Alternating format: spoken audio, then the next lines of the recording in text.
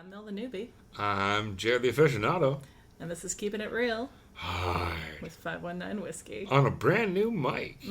So hopefully this sounds better than the last one. So it is Rye Week up in here. We've missed a couple of Fridays, hashtag Friday, because we were doing different themed weeks. So we're making up for it now.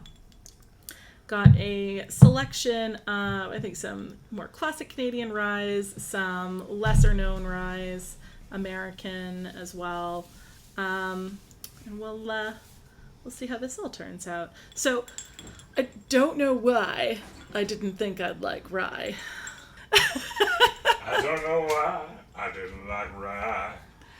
So I forget why we bought the Sazerac. I think it was the cool bottle and the fact that we hardly ever saw it at the LCBO. So we seized the opportunity. I took a sip of it and... I think somebody suggested Sazerac. Pretty sure.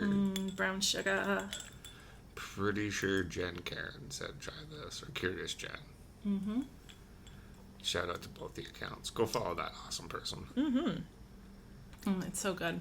Mm-hmm. I get that brown sugar on the nose. I get spices throughout. I get just a little bit of like a spearminty finish. And sweetness throughout, which is what really appealed to me. God, that's so smooth.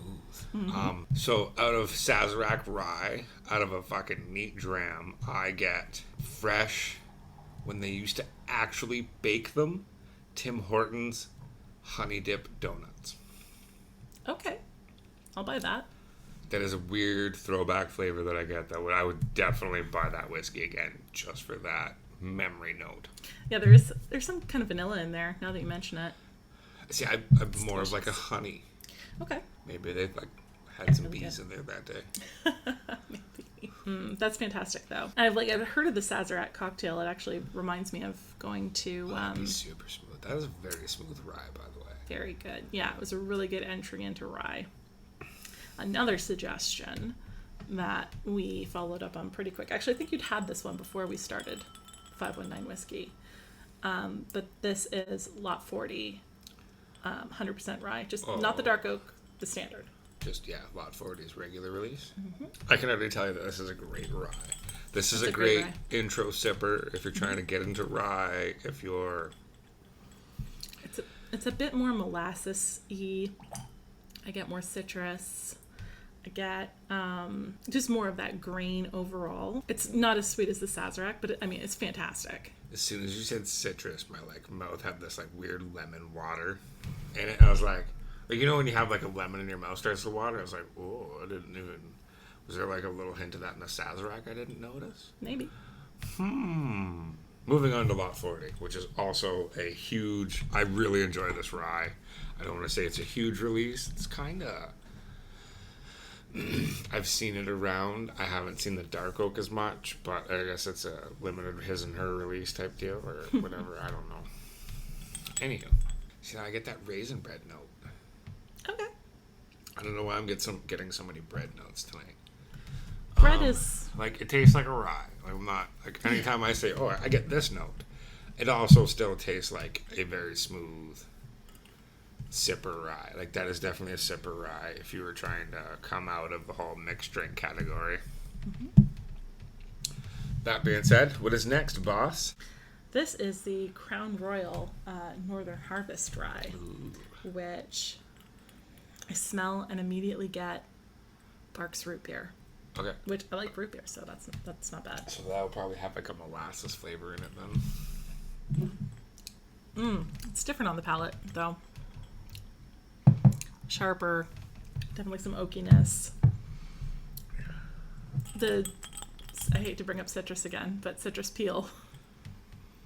More of that, slightly bitter. I haven't been around concrete a whole bunch lately, but I still can't smell shit. So I think my nose just sucks. You ever had honey buns? You really get a lot of honey out of ryes. It's not a bad thing. I think it's the whole... I get a sweet note from the wheat. Except I think it's all... I this think one's 100% rye.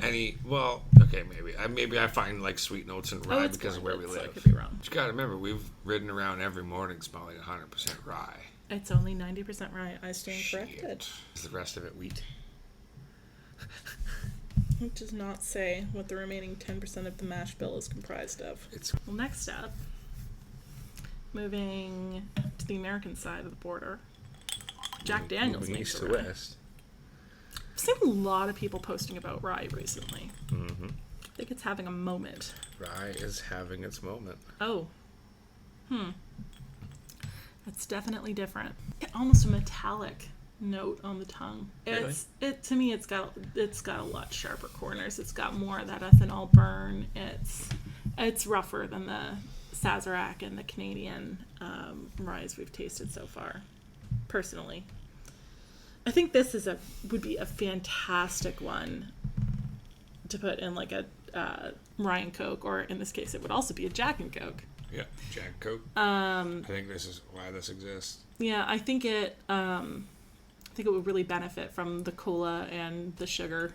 Yeah, if you're gonna make something to rye, we can definitely tell it's an actual Jack Daniel's rye, because Jack Daniel's isn't a bourbon; it's an American whiskey. But it's such a weird middle ground. So yeah, this is Jack Daniel's rye. I get that. I don't think one I would consider for sipping on the rocks again. Unlike the next one, which I think I tasted again after a while just last night. This is the Redemption pre-Prohibition rye. You know what? I was gonna say it had a molasses brown sugar nose, but now it definitely tastes or smells more like honey. But it smells like. Okay. Side note, Mel story time. When I lived in Winnipeg, I went to. So when I lived in Winnipeg, the Reddit edit. I went to St. Norbert's Market, and there was a man there named Charles from an apiary, and he had all manner of different wild honeys, and I think it was the buckwheat honey.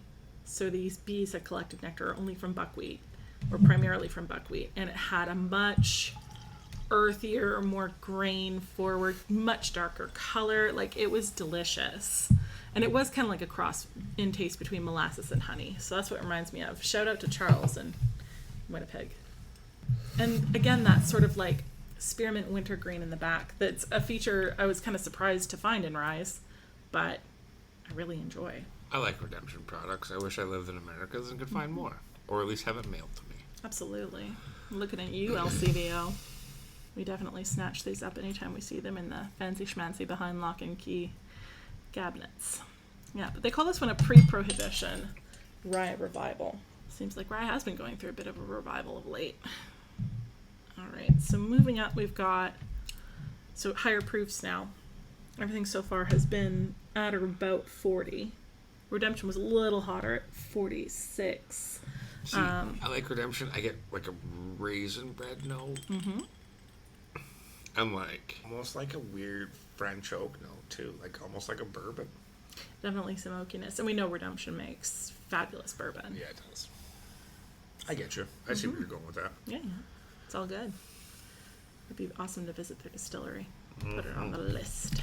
It'd be awesome to visit any distillery at this point. It's a little bit higher proof. At 100 proof, 50% is Rittenhouse straight whiskey, and this one's bottled in bond. Oh, much spice. Spicy. Like, it's got both that, like, the warm baking spices, but also a bit of the sort of capsaicin burn to me. And, of course, ethanol, but definitely drier finish, oakier finish. But I'm definitely appreciating it more than the first time I tried this. What, Rittenhouse? Or is this? Rittenhouse, yeah. Kidding. Sober as a judge. In the 80s. And we're back. Welcome to the 519 Whiskey Evening Revival. I'll be your host, Jeremy. This is my co-host, Melissa. Well, hello. God, that's good. It's spicy, but it's good. Yeah. Like a spicy rye. It's a great spicy rye. If you enjoy whiskey, is that a good whiskey? Yeah. I feel like, Jen must have had this one by now, but if she hasn't. Oh, no, she was, like, super excited. I really enjoy that, though. That is definitely, like, I like that rye. I would sip that one, like, kind of on my own. Like, that's something, like, this afternoon in the backyard or whatever. Like, we were sitting there shooting the shit and stuff in between chores because it was so balls hot. It's a hot day for choring, bud. Definitely a hot day for choring. And it was also a Sunday, so you can only cool down with refreshing adult beverages. We keep the Gatorade from Monday to Saturdays here in the 519. So the last one we have is one that we missed during Canadian Week, which I regretted. Alberta Premium. This is their cask strength rye, coming in at a cool 66%. Here's the thing with Alberta Premium. Like, growing up, Alberta Premium was like the college, like, plastic bottle Alberta Primo, or like the cheap, you know what I mean? Like, there's You just get a cheap Mickey. It was the cheap stuff. Blah blah You blah. didn't drink it to appreciate it. You drank it to No, get it was drunk. definitely like you grabbed this in a 2 liter and you did your best. You did your best to not lose your shoes at the party.